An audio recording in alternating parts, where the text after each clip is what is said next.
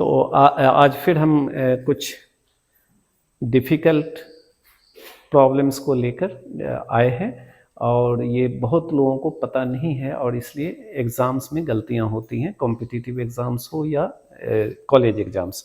तो देखते हैं, इसको सॉल्व करते हैं। करेक्ट चॉइसेस क्या है उसी कंटिन्यूटी में। द रिच, यहाँ पे मैं बता दूं कि रिच क्या है। रिच जो है वो एडजेक्टिव है। तो कुछ ऐसे एडजेक्टिव हैं जिनको अगर डेफिनिट आर्टिकल प्रीफिक्स करता है, मतलब उसके पहले अगर डेफिनिट आर्टिकल आ जाता है द, तो वो प्लूरल नाउन की तरह यूज हो जाता है। तो यहाँ द रिच का मतलब है अमीर लोग, धनी लोग, पैसे वाले लोग। तो the rich is are was, ये तीन चॉइसेस हैं हर पैरेंथेसिस में, मतलब ब्रैकेट्स में। आपको करेक्ट चॉइस क्या है ये चूज करके यहाँ पे फिलअप करना है ब्लैंक में। तो the rich blank arrogant, 3 choices. तो यहाँ क्या होगा कि अगर आप सोच रहे हो कि इज होगा तो वो गलत है, वाज भी गलत है, यहाँ पे आर सही है। तो यहाँ आर आएगा। क्यों आर आएगा? वही concord, subject plus verb agreement. तो द रिच प्लूरल नंबर है, यहाँ पे रिच रिप्रेजेंट करता है सारे धनी लोग, पैसे वाले लोग, अमीर लोग। तो द रिच आर एरोगेंट, मतलब धनी लोग घमंडी होते हैं।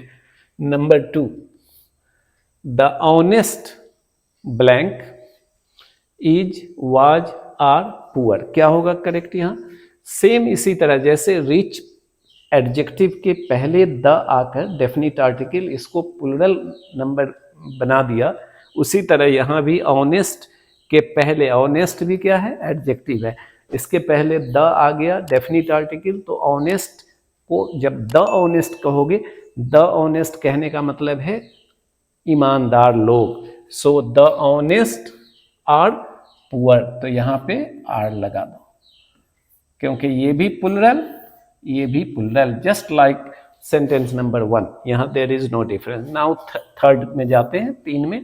Everyone read, is read, reads. Is read तो नहीं होगा क्योंकि अगर ऑक्सिलरी वर्ब जो इज है या एम या आर है, हैव है, शैल एटसेट्रा, तो वो तभी आते हैं जब एक्शन वर्ब, यहाँ पे रीड है, वो उसके बाद सफिक्स करेंगे either ING form, that is present participle, और past participle.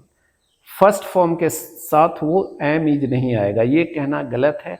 I am read, I am go और he is read, she is read नहीं जानकर ये नियम को बहुत लोग गलतियां करते हैं। तो यहाँ पर एवरीवन क्या है? Everyone is singular number, everyone. लेकिन जब ऑल आएगा तो वो प्लूरल हो जाएगा। तो एवरीवन रीड्स दिस बुक, ये subject plus verb agreement. Everyone reads, read लिखने से गलत हो जाएगा। लेकिन अगर ऑल लगाएंगे तो रीड्स नहीं होगा, तब रीड होगा क्योंकि ऑल प्लूरल है। तो plural subject, plural verb, read. Verb में अगर एस लगा दो तो वो सिंगुलर होता है। तो everyone reads this book. A baby of girls, जैसा ये एक्सप्रेशन होता है, ए बेबी ऑफ गर्ल्स, तो यहाँ पे सेपरेट कर रहा है ऑफ। तो a bevy of girls is going to lake, ये कलेक्टिव नाउन। ए बेबी मतलब एक ग्रुप ऑफ गर्ल्स, लेकिन ग्रुप नहीं, यहाँ पे बेबी है, मीनिंग वही है। तो a bevy of girls is going to lake. Next, the United States of America, तो ये सिंगुलर है, name of one nation, one country, तो क्या आएगा? इज आएगा। The United States of America is a powerful,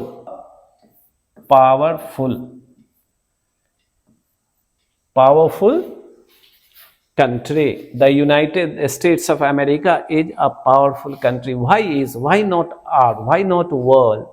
Know it because this is name of a one country, the United States of America. Next, Lots of men, this is men, men. Men, as you know, plural of man, man, man is singular, men plural. So lots of men. Am will not come because am is used with only one subject, I, that is first person personal pronoun first person I, तो यहाँ आई नहीं है तो M तो होगा नहीं, तो lots of man. जब लॉट्स ऑफ आता है इस तरह का एक्सप्रेशन, तो वहाँ पे ऑफ के बाद आने वाले, यहाँ पे ऑफ के बाद आने वाले वर्ड जो हैं उसके अनुसार यहाँ का वर्ब सिलेक्ट होगा।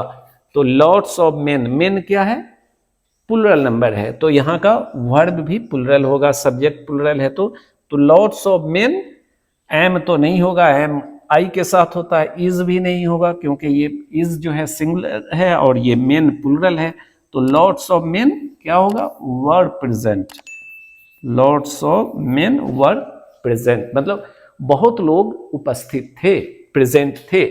नेक्स्ट, लॉट्स ऑफ पॉइजन, तो ये भी सेम फॉर्मूला लागू होगा, ऑफ के बाद क्या आया है, पॉइजन। पॉइजन क्या है, सिंगुलर है कि प्लुरल, ये जैसे फर्नीचर, जैसे वाटर, उस तरह से अनकाउंटेबल नाउन, इसमें इसको आप इस तरह से यूज करोगे सिंगुलर में, जैसे वाटर है, मिल्क, तो lots of water, lots of milk, सबके साथ क्या आएगा, ये ऑफ के बाद जो आया पॉइजन, इसके अकॉर्डिंग हैज बीन होगा, इसके बाद ऑफ के बाद आने वाले शब्द के अनुसार, तो ये यहाँ has been, correct, not have been. हाँ, लेकिन लॉट्स ऑफ मेन होने से क्या होगा, हैव बीन, क्योंकि वो प्लुरल होगा, मेन काउंटेबल नाउन है, वो प्लुरल है, ये एज सिंगुलर यूज होगा। तो lots of poison has been recovered, तो कहीं रेड हुआ वहां से, lots of poison has been recovered. This is a kind of problem. Many students make mistakes and aspirants candidates, so take note of it. अगर lots of milk है तो क्या होगा, तब भी has been होगा, lots of water has been होगा, क्योंकि वो अनकाउंटेबल नाउन है और एज सिंगुलर यूज होता है अनकाउंटेबल नाउन। लेकिन lots of boys है तो क्या होगा, तब has नहीं होगा, तब बॉयज होने से हैव होगा, मेन होने से हैव होगा, एप्पल्स होने से हैव होगा, lots of apples have been recovered. Number 8, the rest of the pens is are was defective, what will be correct, the rest of the pens, here also of के बाद आने वाला इस situation में वो नाउन, वो subject होगा, तो पेन्स क्या है, प्लुरल है, तो यहाँ पे आर होगा। Lots of pens are defective, ये पेन्स क्या है, countable noun but plural number. तो अगर आपको अच्छा लग रहा है, if you like it, then subscribe, share and help your other friends also, and be with me, prepare for competitive examinations and qualify. Thank you so much for watching.